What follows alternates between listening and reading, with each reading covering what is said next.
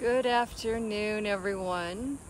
So I'm out here enjoying some nature and the heat, but also lots of shade and trees. So today is day 4 of my juice fast.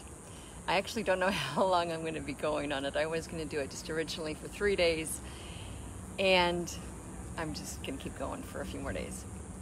So far I've had lots of energy. Today I've got a little bit of a headache, a little bit of a lower energy, so I'm going to take it easy a bit. And that's typical of when you're juice fasting. The body's cleansing, and so the lower energy, the bit of a headache can be just an indication that your body's purging. So what to do when that happens? Well, I'll get to that in a minute. So why would you want to do a juice fast of all things? And a lot of people comment to me when I talk about it, it's like, you mean you're going without food for days on end? And I said, yeah. And they think it's kind of strange. And I can understand it, because in our culture we're so conditioned to always be eating and eating and eating and eating, and actually overeating quite a bit.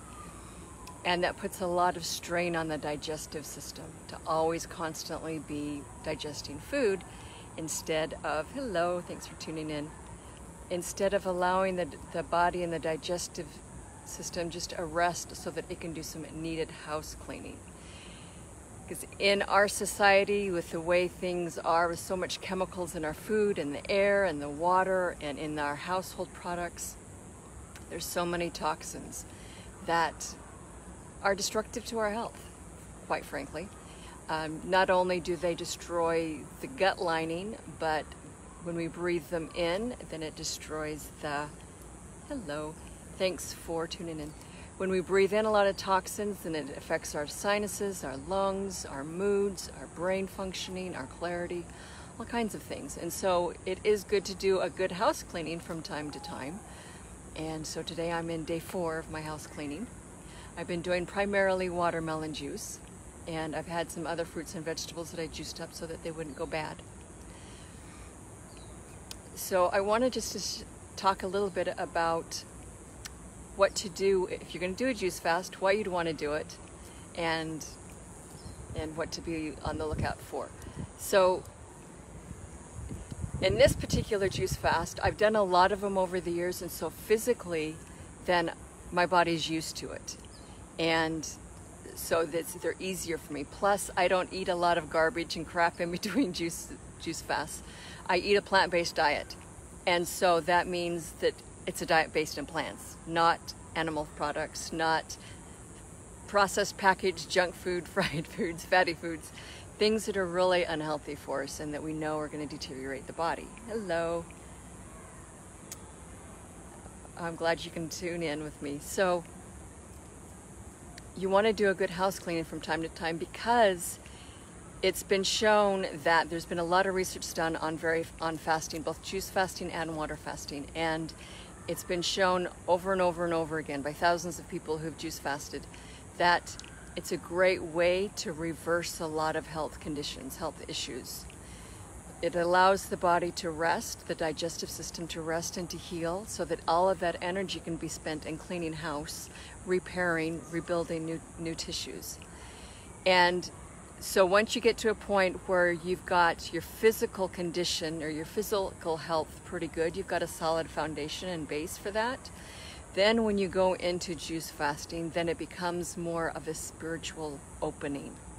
It allows you to develop yourself on a spiritual, creative, intuitive level. And when that happens, like what I'm currently experiencing with this fast, it's drawing me more inward, to relax, to rest, to meditate. And that's the point. Our society is so structured and so constantly having us be on the grind of having to go to work, having to care for the kids, keeping the 9 to 5, making money just to pay the bills. That's by design. To think that our society is not set up intentionally to keep us so distracted and focused on just making a living, just surviving, just raising the kids, so that you never have a chance to look inward and connect with who you are. That's set up by design by those who run the financial systems and the political systems. And so if you can find a moment, construct your life or schedule your day so that you can find time just to connect in with you, then it's one of the best things you can do for it. And by scheduling time to do a juice fast, that also allows you that time to turn inward so that you can connect with who you are. What is your truth? What are you really doing here in life? Why are you here?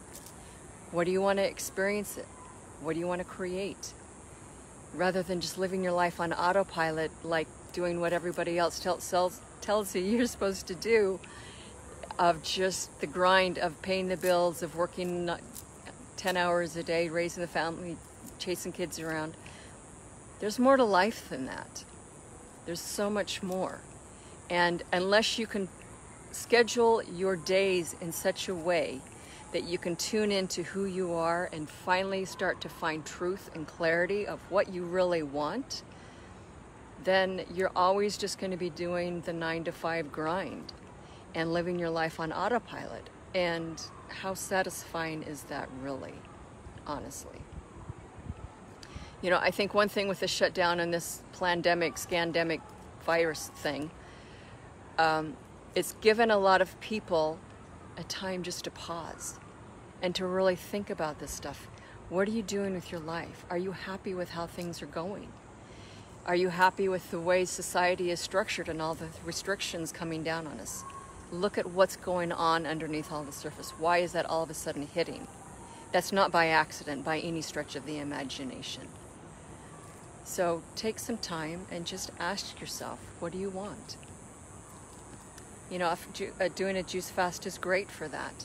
To just step back and say, okay, I don't really have a lot of energy right now, and now I'm allowing my body to cleanse and to detox and to rebuild new tissue, which reverses health issues. But also, in order to heal from any type of a health issue or condition, you also have to look at the non-physical parts of you, the emotional, the mental, psychological, the spiritual health. Because that cannot, if you don't address that, you cannot fully heal from anything physical. They're two sides of the same coin. So you have to find the time to get in touch with you, with what's true. What do you really want? What's not working? What are you going to do to change it? And when you can make those internal shifts that way, then the body will follow and reflect those internal changes when you give it the time to heal and rebuild. And so that's one of the reasons why I do juice fasts. This is actually the second one I've done this year, and I'll probably do another one before the year's over. But it's just a really good time just to reset and reevaluate and rest.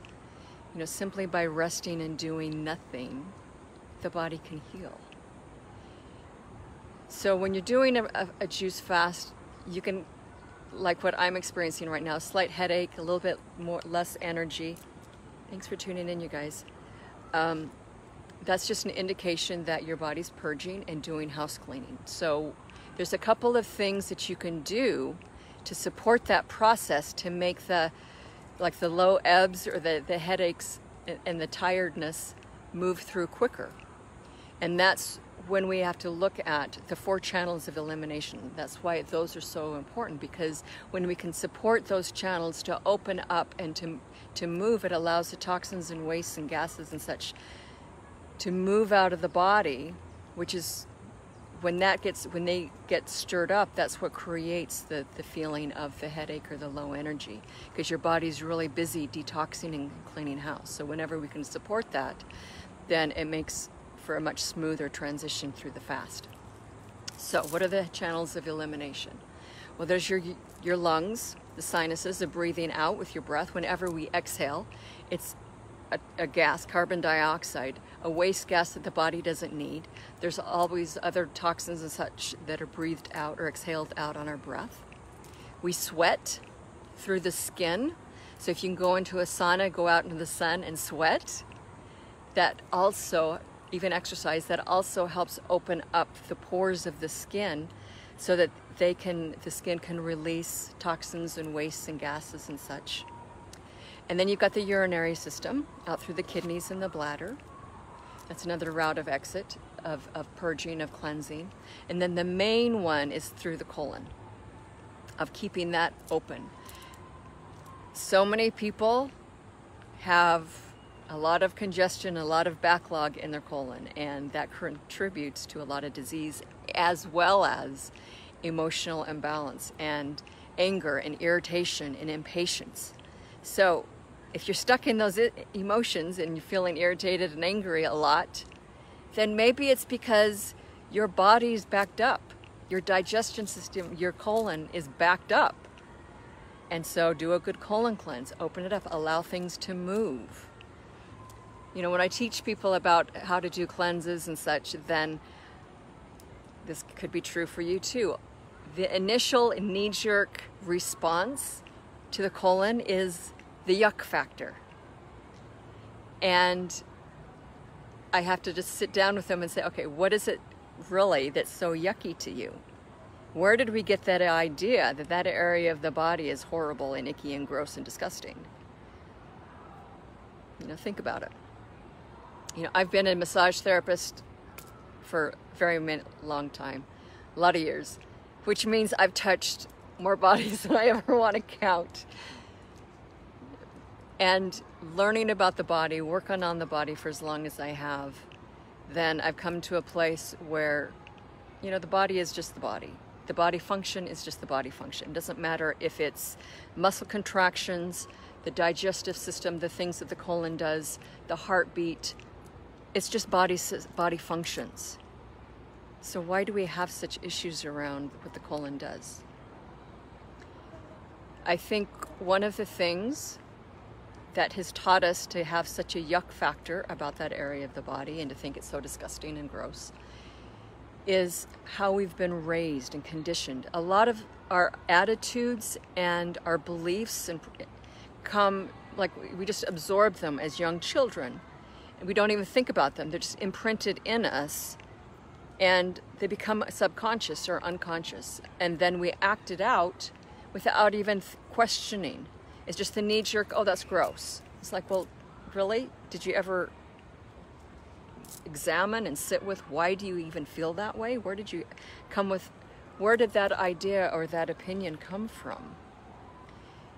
And in my perspective of things, think about how children are raised, especially when it comes time to teach them, to toilet train them.